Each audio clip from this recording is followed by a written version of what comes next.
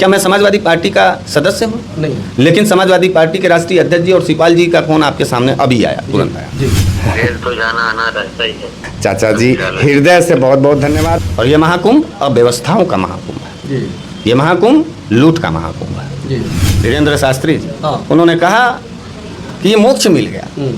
अगर इस महाकुंभ में मोक्ष मिल रहा है तो आपको और आपके रामभद्राचार्य जी से हम कहना चाहेंगे कि इससे सुनहरा मौका आप कहाँ मोक्ष के लिए मिलेगा।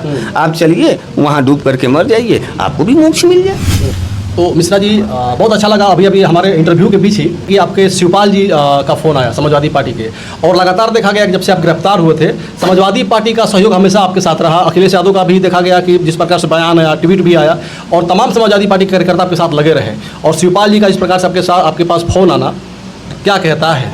देखिए, हम सबसे पहले ये बता दें कि हम विपक्ष के नेता हैं और हम किसी दल में अभी इस तरीके से काम नहीं किए हैं, लेकिन फिर भी एक उभरते हुए आवाज़ को और विपक्ष में बढ़ते हुए बागी आवाज़ को जो है समाजवादी पार्टी के राष्ट्रीय अध्यक्ष आदरणीय अखिलेश यादव जी ने ट्वीट किया, प्रेस कॉन्फ्रेंस के माध्यम से हमारे दमन का, हमारे उत्पीड़न का उन्होंने जिक्र किया। और अभी आपके सामने हमारे चाचा आदरणीय शिवपाल यादव जी का जो है फ़ोन आया, उनका आशीर्वाद मुझे प्राप्त हुआ। और पूरे समाजवादी पार्टी, पूरे प्रदेश की समाजवादी पार्टी जिस हिसाब से बगावत लेकर के हमारे दमन के खिलाफ आंदोलन करने के लिए सड़कों पर आ रही थी, मैं उसके लिए पूरे समाजवादी पार्टी का दिल से धन्यवाद करता हूं और अपने परिवार सहित पूरे समाजवादी परिवार का धन्यवाद अर्पित करता हूं। साथ ही में बनारस की जो लोकल कांग्रेस पार्टी के सभी वरिष्ठ जन लोग हैं, उन लोगों ने भी कल सीपी के यहाँ मिलने का काम किया, डीएम से मिलने का काम किया। विपक्षी दल में अपना दल कमेरावादी की विधायिका हैं डॉक्टर पल्लवी पटेल जी, उनकी पूरी उनका ट्वीट और उनका भी विरोध आया।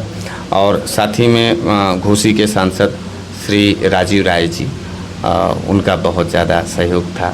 और समाजवादी पार्टी के जितने भी सांसद, चंदौली के सांसद श्री वीरेंद्र यादव जी और पूजा शुक्ला जी, मनोज सिंह काका जी, इन लोगों का मैंने समाजवादी पार्टी के जो शीर्षस्थ नेता हैं मनोज यादव जी और वो जो भी लोग, जो भी नाम तो लेना बहुत ज़्यादा, क्योंकि पूरी समाजवादी परिवार, मतलब ऐसा लगा कि जो आपकी कैमरावादी है, जो अपना दल कैमरावादी है, पल्लवी पटेल की जो पार्टी है, उससे अधिक सहयोग आपको समाजवादी पार्टी से मिला। देखिए, अधिक और कम का बात नहीं है, बात यह है कि इस बुरे दौर में, इस उत्पीड़न के दौर में आवाज़ सबकी निकली, इसलिए सबको दिल से धन्यवाद है और सब परिवार है। मैं और मेरे अधिवक्ता बंधु, और सबसे ज़्यादा धन्यवाद अगर है तो मैं अपने मीडिया बंधुओं को देना चाहता हूँ। उन्होंने इस बाजारीकरण वाले मीडिया के दौर में जिस हिसाब से अपने आवाज़ को, हमारी आवाज़ को अपनी आवाज़ बनाई और देश दुनिया तक मेरे इस दमन को पहुंचाया, मैं उनको दिल से धन्यवाद देता हूँ। मिश्रा जी, अगर धर्म की बात हो रही है, धर्म के लेकर के ही अगर आपको गिरफ्तार किया गया था, तो हम एक दो शब्द और धर्म के नाम पे ही बात करेंगे। जैसे भी महाकुंभ चल रहा है और इस महाकुंभ के समय देखा गया कि बहुत सारे लोग मारे गए। सरकारी आंकड़ा सिर्फ 30 का है, लेकिन बहुत सारे लोग बता रहे हैं कि कई 100 लोग मारे गए। और इसमें एक रामभद्राचार्य का एक और बयान आता है कि इससे पहले हमने इस प्रकार का महाकुंभ या कुंभ का कभी महसूस नहीं किया, इस प्रकार का कभी कुंभ महसूस मैंने नहीं किया, इससे बढ़िया कुंभ कभी नहीं हुआ था। देखिए, हम शुरुआत में ही कहे कि रामभद्राचार्य जी हिंदू धर्म के प्रवर्तक और संत नहीं, वो भारतीय जनता पार्टी के संत हैं, वो सरकारी संत हैं। महाकुंभ हम हिंदुओं के लिए एक बड़ा पर्व है और बड़े सौभाग्य से यह पर्व हम सभी हिंदुओं के जीवन में आता है। लेकिन दुख इस बात का रहा कि आपदाओं का शिकार रहा ये, न जाने कितने लोगों का परिवार बिछड़ गया और कितने लोगों के परिवारजन लोग आज भी गायब हैं। और उस मौत पर शोकाकुल होने के बजाय लोग जश्न अगर मना रहे हैं तो यह जश्न कोई इंसान नहीं मना सकता, कोई भी मार्मिक व्यक्ति नहीं बना सकता। जो लोग पाप ताप श्राप से मुक्ति के लिए गए थे, वो लोग अकाल मृत्यु को प्राप्त हो गए। और कुछ लोग, एक बाबा जी और हैं, बड़े ट्रेंडिंग में रहते हैं, धीरेन्द्र शास्त्री जी, उन्होंने कहा कि ये मोक्ष मिल गया। बाबा जी आप तो साधु संत हैं, आपको तो सबसे पहले मोक्ष की जरूरत है। अगर इस महाकुंभ में मोक्ष मिल रहा है तो आपको और आपके रामभद्राचार्य जी से हम कहना चाहेंगे कि इससे सुनहरा मौका आप कहाँ मोक्ष के लिए मिलेगा। आप चलिए वहाँ डूब करके मर जाइए, आपको भी मोक्ष मिल जाए। मोक्ष के लिए नेता एक तपस्या है भैया। अगर मोक्ष की बात हो रही है तो आप क्यों जी रहे हैं जी। अच्छा, अगर आप जी गए और ये कुंभ अगर ख़त्म हो गया पत्रकार जी, तब तो वो उनको मोक्ष नहीं मिलेगा, तो फिर वो पापियों के श्रेणी में चले जाएंगे, नरक के द्वार हो जाएंगे। और हमारे गुरु हैं तो हम उनको नरक जाने के लिए कहेंगे, उनको मोक्ष मिल जाए और जाइए वहीं जल समाधि लेकर के। ये दोनों बाबा जी लोग दूसरों के मौतों पर खुश होना किसी साधु संत, कोई साधु संत नहीं कर सकता। हमारे शंकराचार्य जी रोने लगे थे अभी मुक्तेश्वरानंद जी। सरकार से सवाल पूछे, योगी बाबा से, टेंट में आग लग गई जी। लोग मर रहे हैं, लगातार अकाल मृत्यु के शिकार हो रहे हैं। और ये महाकुंभ अव्यवस्थाओं का महाकुंभ है जी। ये महाकुंभ लूट का महाकुंभ है जी। ये महाकुंभ पूरी तरीके से, देखिए, जब 10 करोड़ की व्यवस्थाएं थीं पत्रकार, तो अव्यवस्थाएं नहीं होनी चाहिए थी जी।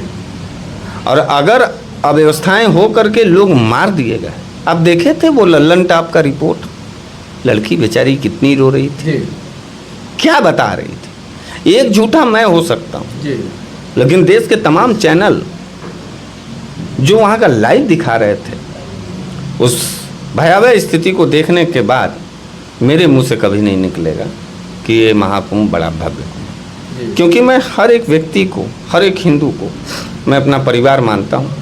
और परिवार में जब लोग मर जाते हैं तो आंसुओं का समंदर होता है, दर्द का सैलाब होता है।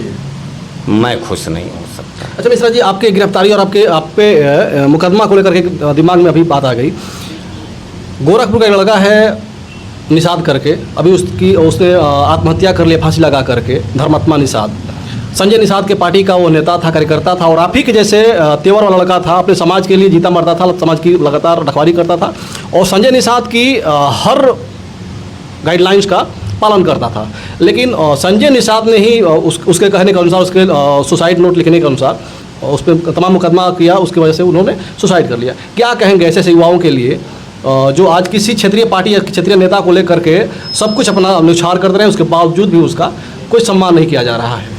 नहीं, ये बात आपने एकदम सही कहा और इस बात से मैं सहमत हूँ। जो हमारे आज के नौजवान पीढ़ी है वो राजनीति में, लोग कहते तो हैं तमाम दलों के लोग कि युवाओं को राजनीति में आगे आना चाहिए, लेकिन जब वही युवा सवालों के साथ राजनीति के क्षेत्र में जाता है तो वो अपने आकाओं का दंश का शिकार होता है। मैं भी हुआ, मैं भी एक पार्टी में जिलाध्यक्ष था और वहाँ यहाँ के लोकल लीडरों ने हमारा बहुत दमन किया, हमको आज तक दबाने की कोशिश किया, तो मैं स्वतंत्र हो गया, तो मैं विपक्ष की आवाज़ बन गया। मैं अपने नौजवान साथियों से कहना चाहता हूँ कि अगर आप वास्तविक रूप से जनता की आवाज़ बनना चाहते हैं तो एकदम किसी की गुलामी करने की ज़रूरत नहीं है। ऐसा नहीं है कि आप किसी राजनीतिक दल में रहे। क्या मैं समाजवादी पार्टी का सदस्य हूँ? नहीं। लेकिन समाजवादी पार्टी के राष्ट्रीय अध्यक्ष जी और शिवपाल जी का फोन आपके सामने अभी आया, तुरंत आया। कांग्रेस पार्टी का तमाम लोग लड़े, अपना दल कमेरावादी के लोग लड़े, देश भर में लाखों लोगों ने ट्वीट किया हमारे गिरफ्तारी के बाद। तो उनको ये सीखना चाहिए और ये सबक लेना चाहिए कि कहीं भी सर झुका के जीने से बेहतर है कि सर उठा के जीजिए, अपने वसूलों पर आगे चलिए। थोड़ी जलालतें झेलनी पड़ती हैं लेकिन विजय आपका होगा, पताका आपका फहरेगा। और संजय निषाद जी को, ओम प्रकाश राजभर जी को, ये छोटे दल के लोगों को भी मैं कहना चाहूँगा कि आप लोग अपनी पार्टी चलाने के लिए नौजवानों को मजदूरों की तरह प्रयोग करते हैं और जब उनके ऊपर आफतें आती हैं तो आप शासन और सत्ता के चाटुकार बने रहते हैं और उन्हें बचा नहीं पाते हैं। तो मैं नौजवानों से कहना चाहता हूं कि ऐसे अवसरवादी और गूंगे राजनेताओं को भी पहचाने और उनके चंगुल से बच करके स्वतंत्र विचारधारा के साथ अम्बेडकर के रास्तों पे चलिए, गांधी के रास्तों पे चलिए, भगत सिंह के तरह लड़िए। इस देश को भगत सिंह, राजगुरु और पंडित चंद्रशेखर आज़ाद की ज़रूरत है, जी। बिस्मिल की ज़रूरत है। लड़िए, यह देश आपको सम्मान देगा। जब आप देश के लिए लड़ जाएंगे तो देश सम्मान देगा। आज मैं उसका प्रतीक हूँ। मैं देश के लिए लड़ रहा था, आज पूरा देश हमारे गिरफ्तारी के खिलाफ खड़ा था। ठीक, बहुत बहुत धन्यवाद आपका। धन्यवाद। तो ये बनारस वाले मिश्रा जी, हरीश मिश्रा जी हैं, और जिस प्रकार से देखा जाता है कि लगातार मुखर होकर के बात करते हैं और आज भी हमारे साथ मुखर होकर बात किए, और सरकार की जो गलत नीतियां हैं उस पर लगातार ये विरोध करते रहते हैं, विपक्ष की आवाज़ बनते हैं और पिछड़े, दलित, अल्पसंख्यक, तमाम जो पिछड़े समाज के लोग हैं सबकी लड़ाई लड़ते हैं।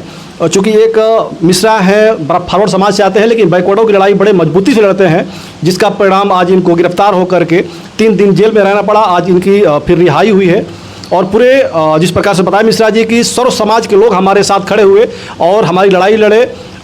तमाम पार्टियों का बड़े बड़े नेता जो है हमारे लिए ट्वीट किए, हमारे लिए आवाज़ बने। तो आप लोग क्या कहेंगे सरकार के खिलाफ? ऐसे ऐसे जो युवा आज की डेट में लड़ रहे हैं गलत नीतियों पे, और इनको किस प्रकार से आगे बढ़ना चाहिए, और आप सभी का किस प्रकार से इन जैसे युवाओं के साथ सहयोग रहेगा? कमेंट में अपनी राय जरूर दीजिएगा। वीडियो खत्म करना चाहेंगे। जय हिंद, जय भारत।